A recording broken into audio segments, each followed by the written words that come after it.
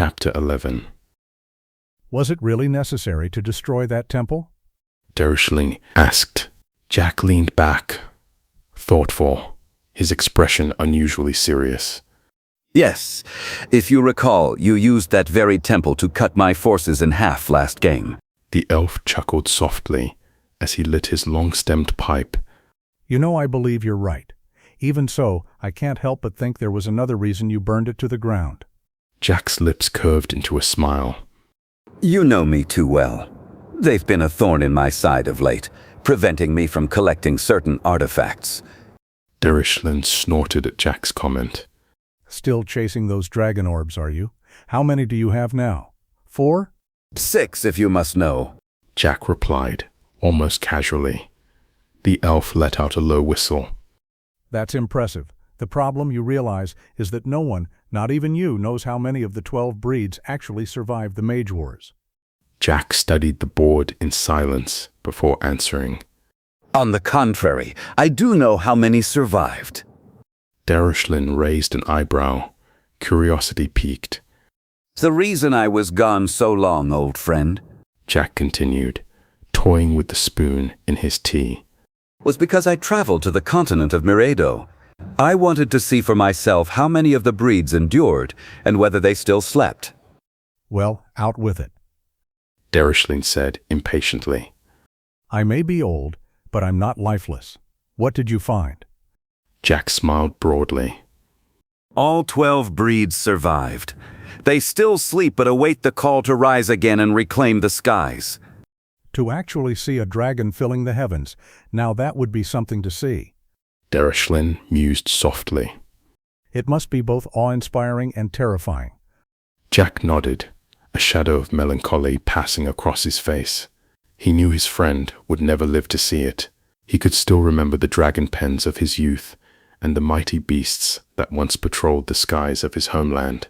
They are magnificent in flight, Jack said quietly.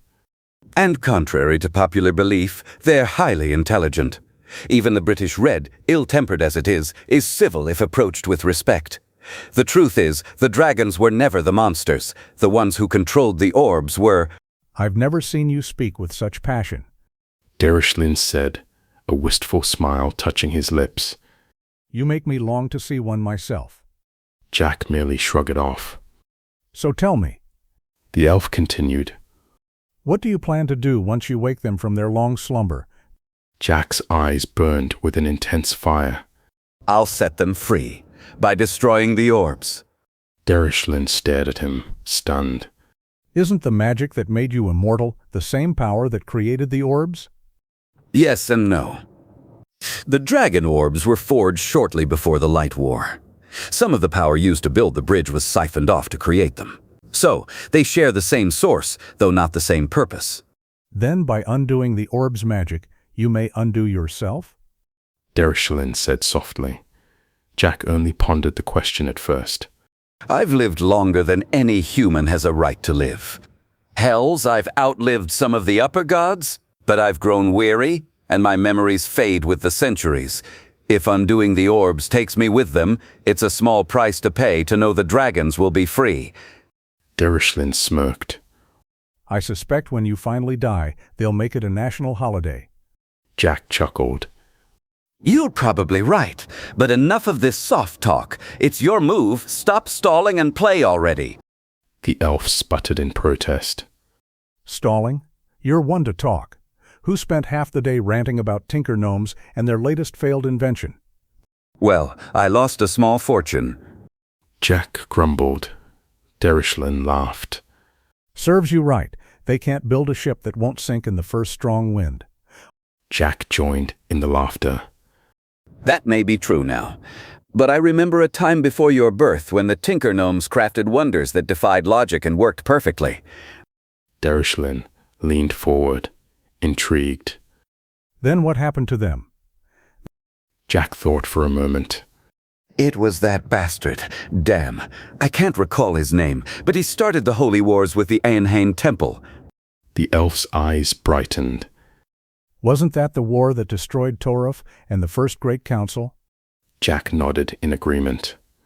I still don't recall his name, but I do remember he was a dwarf. He ransacked the Einhain temple, and the Tinker Gnomes helped him do it. Einhain cursed them for it, stripped them of their ability to truly create. Then why do you keep funding them? Derishlin asked, bewildered. Jack shook his head. Who knows, call it a flight of fancy.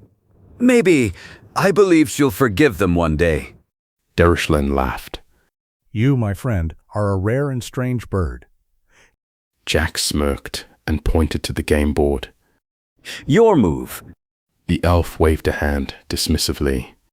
Yes, I know it's my move.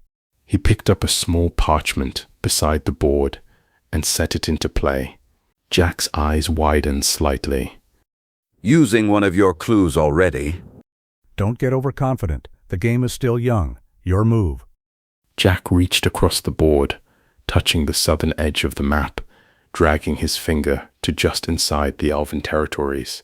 He leaned back, suppressing a grin as the ancient elf cursed under his breath. Thank you for listening to Chapter 11. This is a smaller chapter, so we'll be releasing Chapter 12 with it. If you are enjoying the story, please like and subscribe. It helps to keep me motivated. See you in the next chapter.